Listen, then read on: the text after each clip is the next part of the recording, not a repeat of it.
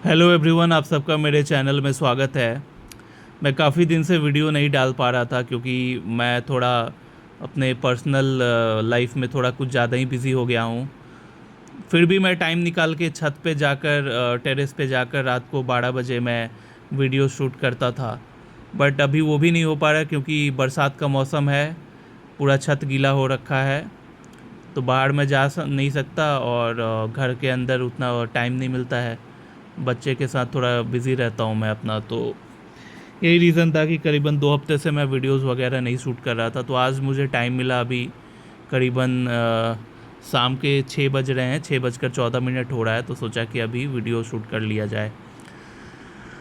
बीच बीच में मैं कोशिश करता रहूँगा, मे बी मैं कंसिस्टेंट ना रहूँ कमिंग डेज़ में, बट कोशिश करूँगा कि 2-3 दिन अगर टाइम मिले तो मैं हफ्ते में वीडियो डाल दिया करूँगा। प्लस एक और बात कहना चाहूँगा कि मार्केट में कुछ खास मोमेंटम मिल नहीं रहा है हमें। 10-15 दिन से मैं देख रहा हूँ मार्केट में कुछ खास खास मोमेंटम है नहीं, वॉलेटिलिटी है नहीं, वॉल्यूम भी कम नज़र आ रहा है। निफ्टी में सारा दिन देख रहा था, सारा दिन एक रेंज में ही ट्रेड कर रहा था निफ्टी। 10-15 पॉइंट की के जोन में निफ्टी सारा दिन था। लास्ट में जाकर एक बड़ा सा ग्रीन कैंडल बना है। जैसे कि अगर निफ्टी की आप चार्ट देखोगे तो थ्रू आउट द डे बाज़ार जो है ना, मतलब थ्रू आउट द डे एक रेंज में ट्रेड किया है। 25 पॉइंट 30 पॉइंट के रेंज में through out the day trade किया। एंड मोमेंट में जाकर ये बड़ा सा एक ग्रीन कैंडल फॉर्म हुआ, जिसकी वजह से 60 पॉइंट बाज़ार जो है अब क्लोजिंग दिया है। तो निफ्टी की अगर चार्ट की बात करें तो देखिए, कल के हिसाब से अगर बात करें कल का क्या होगा परफॉर्मेंस, तो कल एक्सपेक्ट कर रहा हूँ कि ये लाइन जो है फर्स्ट हाफ में मतलब 10 से 11 बजे तक थोड़ा ऊपर जाएगा। उसके बाद शायद हमें प्रॉफिट बुकिंग देखने को मिले। बट प्रॉफिट बुकिंग भी जिस दिन होता है उस दिन कोई ह्यूज डाउनसाइड रैली देखने को नहीं मिलता हमें। वही 50-60 पॉइंट या 20-30 पॉइंट की ही रैली देखने को मिलती है। तो लेट्स सी, मैं शॉर्ट टर्म में फ़िलहाल ये तो नहीं एक्सपेक्ट कर रहा कि कोई मेजर हमें गैप डाउन या गैप अप कोई ओपनिंग देखने को मिले, अनलेस मुझे कोई पॉजिटिव या नेगेटिव न्यूज़ इंटरनेशनल मार्केट से ना आए। अगर वो नहीं आता है तब तो एक रेंज में ही ट्रेड करेगा। अगर वैसा कोई न्यूज़ आ गया फॉरेन मार्केट से, तब तो अलग ही बात है, तब तो उस बेसिस पे ही मार्केट रिएक्ट करेगा।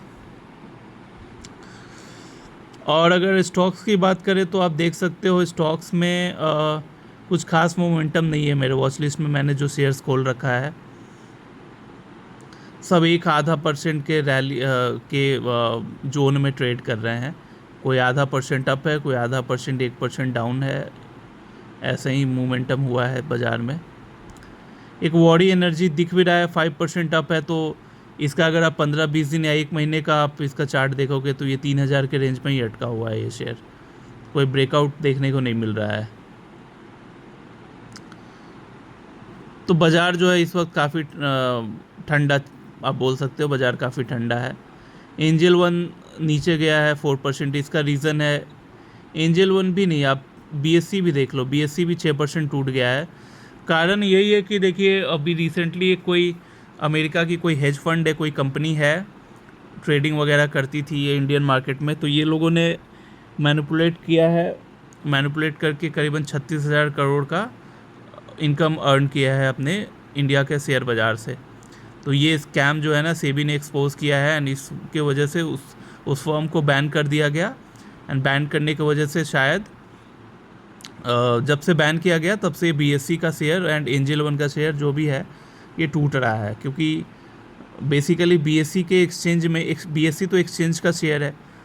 बीएससी, अगर एनएससी तो अभी लिस्टेड है नहीं, अगर एनएससी भी लिस्टेड होता तो वो भी नीचे जा रहा होता। क्योंकि रीज़न यही था कि वो कंपनी करती थी भले ही स्कैम, मतलब स्कैम भले ही करती थी, लेकिन वो कंपनी तो ब्रोकर के थ्रू ही ट्रेड कर रही है ना, ब्रोकर के थ्रू एक्सचेंज में ट्रेड कर रही है। तो ब्रोकर भी उनसे कमा रहा था, एक्सचेंज भी कमा रहा था। तो क्योंकि उस कंपनी को बैन कर दिया गया, तो ना एक्सचेंज की भी कमाई घट जाएगी, ब्रोकर की भी कमाई घट जाएगी। यही कारण है कि बीएससी भी टूट रहा है और एंजल वन जैसे जितने ब्रोकर्स के शेयर्स हैं वो भी टूट रहे हैं। सीडीएसएल उतना नहीं टूट रहा है क्योंकि सीडीएसएल में ज़्यादा हमें मोमेंटम देखने को नहीं मिला था। रैली इसमें कुछ खास हुई नहीं थी क्योंकि इसका ऑल टाइम हाई 1979 का था। 1979 का इसका ऑल टाइम हाई था, वो भी इस बार टच नहीं किया था। बीएससी तो ऑल टाइम हाई को ब्रेक करते हुए डबल हो गया था, तो बीएससी रैली हुआ, इसके वजह से गिर भी रहा है, बट सीडीएसएल में उतना रैली हुआ नहीं था, इसलिए करेक्शन देखने को उतना कुछ खास मिल नहीं रहा है। बट एक कारण और है कि सीडीएसएल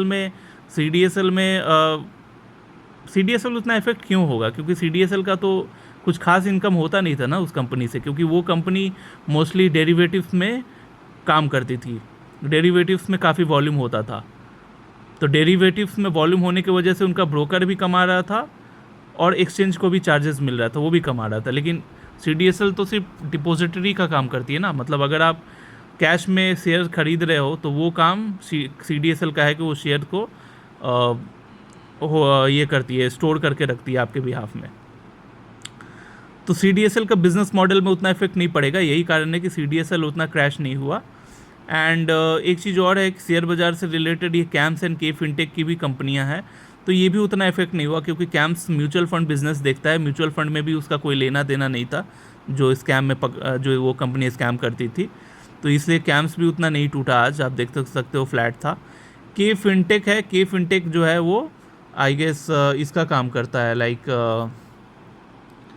रजिस्ट्रार जो होता है ना, रजिस्ट्रार वाला काम करता है के फिनटेक, तो के फिनटेक के भी बिजनेस मॉडल में कुछ खास इफेक्ट नहीं करेगा। यही रीज़न है कि के फिनटेक तो आज 10 रुपये अप था, करीबन 1% के आसपास के फिनटेक अप था।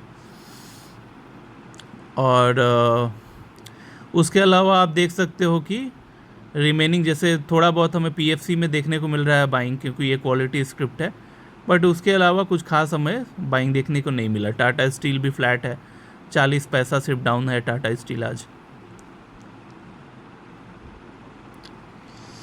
अब क्योंकि मैं एक चीज़ और आप लोगों को बताना चाहूँगा कि मैं के फिनटेक एंड कैम्स में अपना 70% कैपिटल जो है डाल दिया है फ़िलहाल, क्योंकि मेरा ये मानना है कि दोनों का बिज़नेस जो है एवरग्रीन बिज़नेस मॉडल पे लोग ऑपरेट कर रहे हैं, ये ग्रो करेगा। वैल्यूएशन वाइज भी अगर मैं इसको सीडीएसएल एंड बीएससी से कंपेयर करता तो ये काफ़ी सस्ते वैल्यू में अभी ये मिल रहा है ये शेयर। मतलब सीडीएसएल में भी थोड़ा बहुत ग्रोथ हो गया था और महंगा शेयर है, 36,000 करोड़ का उसका मार्केट कैप है, 1,000 करोड़ रुपए का धंधा करती है साल का। ये सब कंपनी भी 1,000 करोड़ 1,300 करोड़ का धंधा करती है, बट इसका मार्केट कैप सिर्फ 22,000 करोड़ है। तो मुझे वैल्यूएशन गैप नज़र आया कैम्स एंड के फिनटेक में, इसलिए मैंने इसमें 70% कैपिटल डाल दिया है अपना। फ़िलहाल अभी तो डाउन है, जितने पे डाला वहाँ से 50-60 रुपये टूट गया है, 50 रुपये शायद के फिनटेक टूट गया है, कैम्स भी शायद 150 रुपये टूट गया है। बट मैं मुझे कॉन्फिडेंट है कि मैं ये जो कंपनियां हैं ये 6-8 महीने में अच्छा खासा ग्रोथ दे सकती है, डिलीवर कर सकती है रिटर्न। अभी तो मार्केट भी ठंडा है, इसलिए ये नीचे आया है, 2-4% नीचे आ गया है, लेकिन अगर कमिंग 8 मंथ की बात करें तो ये कंपनी में हमें अच्छा खासा ग्रोथ देखने को मिल सकता है।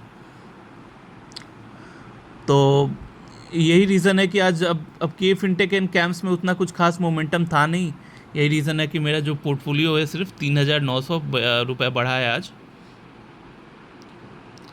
और अगर ब्रोकिंग डिवीज़न की बात करें तो ब्रोकिंग डिवीज़न में आज कैश मार्केट में कोई काम नहीं हुआ, क्योंकि कैश मार्केट में कोई खास मोमेंटम था नहीं।